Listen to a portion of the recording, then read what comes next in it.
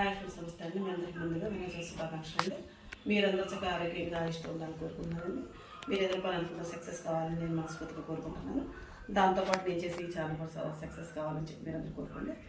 ఫస్ట్గా నేను ఈరోజు ఆరకాయ కట్ చేసుకుంటున్నానండి. ఇప్పుడు ముక్కలు రెడీ కట్ చేసి పెట్టుకున్నాను. జీలకర్ర, వెల్లిపాయలు, కరివేపాకు, కాస్తంత ఉల్లిపాయలు ఫస్ట్గా బండి పెట్టేశానండి. ఇది జీలకర్ర, వెల్లిపాయలు వేసుకున్నాను.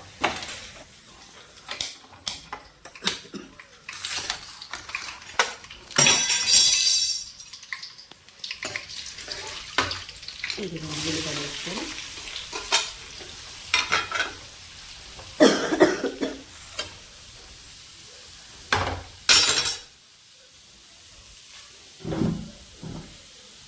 లేత కరివేపాకు వర్షాలు చాలా బాగా వచ్చిందండి. మంచి కమ్మటి వాసన వస్తుందండి.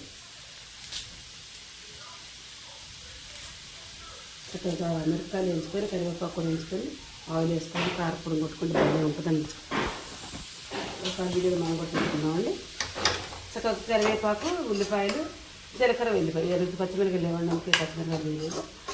కొత్త కారం వేసుకున్నాం కొంచెంగా. ఇదిగోండి ఈ విధంగా చక్కగా మంచిగా చిన్న మంట మీద వీటిని వేగించుకుందామండి. వేగిన తర్వాత మనం కాకరకాయ ముక్కలు వేసుకుందామండి. ఇదిగోండి చక్కగా కాకరకాయ ముక్కలు మంచిగా కోసుకున్నాను కదండి. నీట్గా చక్కగా వేసేసాను. ఇందులో దీంట్లో కాస్తంత పసుపు, కాస్తంత సాల్ట్ వేసేసి ఒక 10 నిమిషాలు మనం ఇంట్లో కార్యక్రమం చూసుకుందామండి. చాలా పనులు ఉంటాయి కదండి, పండగ కదండి. ఈరోజు చాలా పనులు ఉంది. ఇదిగోండి పసుపు వేస్తాను, గల్లు వేయకుండా సాల్ట్ వేస్తున్నాను. ఎందుకంటే మరి కడిగినా కానీ వాటర్ తక్కువ ఉంటుంది కదండి, అందుకే పసుపు వేసాను. దీన్ని ఇప్పుడు చక్క మనం మంచిగా కలిపేసుకుంటే ముక్కలు మొత్తం పువ్వు కలిసి పెట్టేసుకొని సిమ్లో పెట్టేసి ఒక మూత పోలిసుకున్నాం అనుకోండి. ఆ ఆవి తుక్కలతో ఈ ముక్కలు మంచిగా మగ్గుతాయండి. దీన్ని ఒక 5 నిమిషాల వరకు మనం సిమ్లో పెట్టి చూసే పని ఉండండి. హైలో పెడితే మాడిపోద్ది. అందుకే మనం సిమ్లో పెట్టుకున్నాం ఒక 5 నిమిషాలు.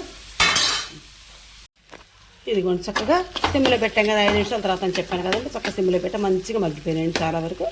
ఇందులో కొద్దిగా మన కారం వేసుకున్నాం. లైట్గా కారం వేసుకొని కాసేపు ఉంచుకుంటే తర్వాతకి అదే ఇది అవుతుందండి.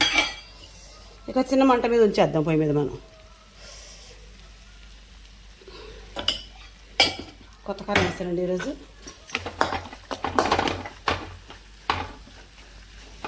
ఇంతేనండి కాకరకాయ కూర. ఫ్రై అంటే అక్కడ ఎక్కువ ఆయిల్ వేసి చేసుకోవాలండి. జ్వరాల మీద ఎక్కువ ఆయిల్ వేస్తే ఇబ్బంది అని చెప్పి నేను కొంచెం ఆయిల్ వేసి కాస్త మరిన్ని ఉల్లిపాయలు పోసుకొని తక్కువ కాకరకాయ ముక్కలతో జీలకర్ర, వెల్లిపాయ ప్లస్ కరివేపాకు ఇంతటితో వీటితో ఉప్పు, పసుపు, కారంతో కర్రీ చేసుకున్నానండి. నేను చేసుకునే విధానం మీకు నచ్చితే నాకు ఒక లైక్ ఉండండి. Please subscribe.